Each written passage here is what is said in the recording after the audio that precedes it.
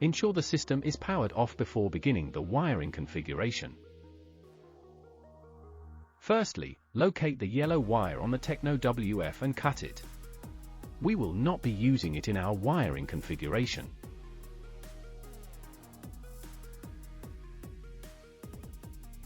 Strip the black wire cover so that you have enough length of cable to reach all connections on the control board. Locate the red wire on the Tekno WF. Attach it into the number 14 connection on the control board.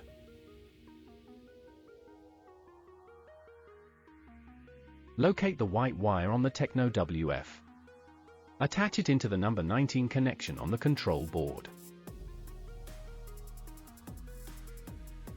Locate the green and black wires on the Tekno WF. Join them by twisting the ends together. Then, attach the joint wires into the number 15 connection on the control board.